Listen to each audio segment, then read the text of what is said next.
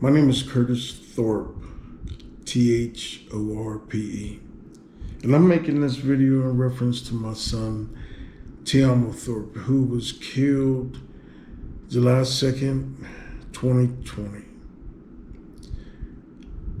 I joined a group of men who lost their children, and I didn't even know how sad this was, but the group is growing every week. And I suggested that we make videos about our children who've been taken from us taken from us. It doesn't really make any difference how they were taken. The fact is they were taken from us, and we lament their deaths. I got a couple quick stories that I want to tell you about concerning my son.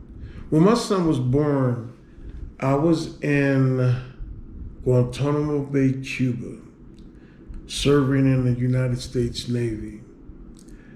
And I remember getting a telegraph telling me that I was the proud father of a bouncing, I can't remember how many pounds, how many ounces, baby boy. Couldn't have been prouder. I know there's been stories with fathers, they're in the delivery room and they're there to catch the baby when the baby comes out, or they're there cutting the umbilical cord. That wasn't for me. I was serving my country. So I flew back, and I remember holding him in my arms and thinking, wow, this is absolutely amazing. He's my son. And so I left and I came back, and when I came back home, he was a little older, a little more wise. He looked at me strange, and I don't think he really understood that I was dad and what that meant. I wasn't around, so it was hard for him to understand what dad did. So time went on, and there was a time, and I'll never forget this, there was a time that I was left alone, and I was really superly surprised that I was left alone with my own son.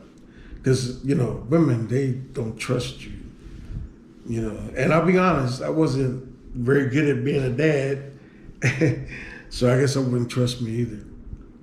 So anyway, I was alone with him, and there was a candle burning on the dining room table, and he was in his little walker, and he was bumping around, and so he kept reaching for the candle, and I said, no.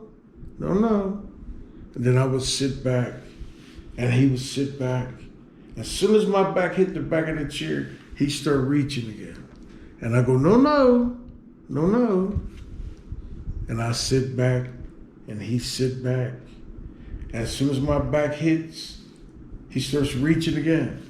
And this happened, 20, 30 times. And I was thinking, how am I gonna get this kid to understand that the candle will hurt him? I don't want him to be hurt. And I can hear God say, let him touch it. Wow, let him touch that. That seemed cruel to me, but I didn't see any other way to get him to understand that I didn't want him to touch it.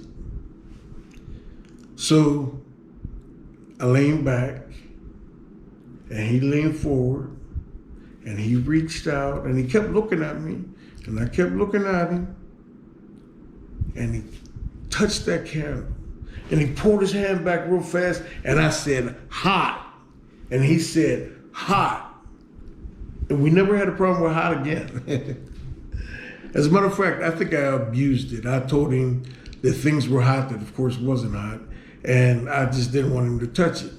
And he didn't, so hot was understood. There's another story I can tell you about Tiamo. This one's kind of funny, and it's I don't know. Maybe I should set it up by telling you how we got there. When I was little, my mother used to take me to baseball games. I hated baseball. But my mother, to my mother, baseball was a sport. And I like sports, so she took me to baseball games. But I hated baseball. And so that's why the story means so much to me. When Tiamo was a little tyke, I bought him a Nerf football. And because I like football, just I guess naturally assumed that he liked football as well. Well, he had his hands out, and I was tossing him the ball, and the ball would hit his hands and hit him in the face and fall on the ground. And you know, it was a mess. He was horrible at catching a football. So I had threw the ball, tossed the ball, and it hit his hands, hit him in the face, fell to the ground. And as I was reaching to get the ball from the ground to toss it again, he looked me dead in the eye, and he said, "Dad, I don't like this." Well, I knew what that meant. That meant stop. This is not the thing that he wants to engage in, so stop. So I did. We never ever threw another football, baseball, or anything else like that again. When he went to high school playing in the band. My son was a musician. He wasn't a sports anything. He was a musician. And I'm glad he knew that. And I'm glad we went the way that we did that day, because I tell you what, I learned that one day from that little teeny weeny boy what it is to be a father.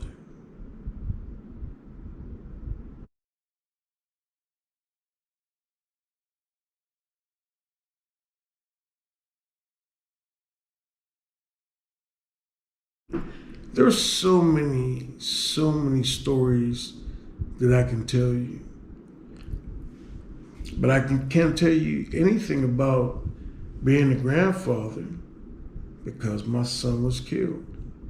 I can't tell you anything about going on vacation with him and with his family because my son was killed. Unfortunately, in this United States, gun violence is at an all-time high. My group every week grows by at least one person, sometimes two or three.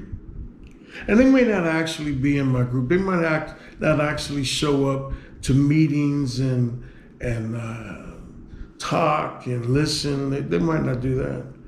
But on the news, I see them. I see the fathers. I see the mothers. I see the people affected. See, when you kill somebody, you don't just kill that person.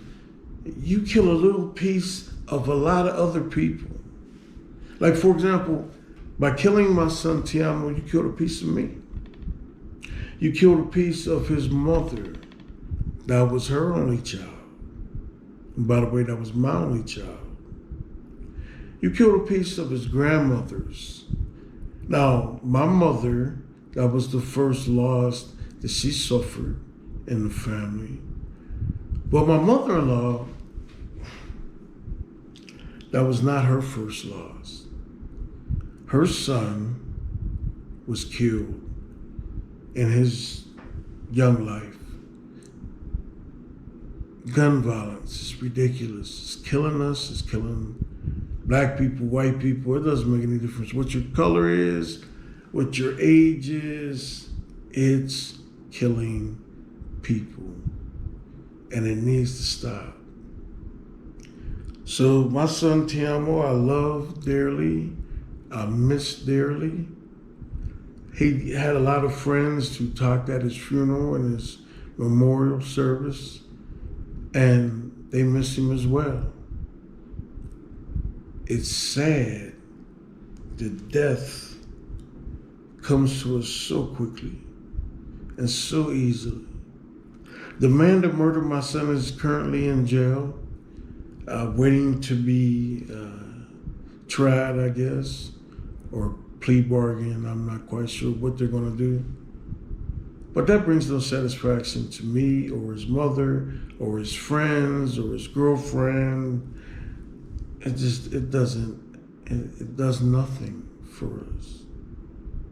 We can never bring him back. So when you think about grabbing a gun and running out and killing somebody, think twice. And then after that, think a third time, and a fourth, and a fifth. And if you can think that many times, that means that person is not threatening you, so there's no need for you to shoot them. If you got that many times to think. Think before you pull the trigger.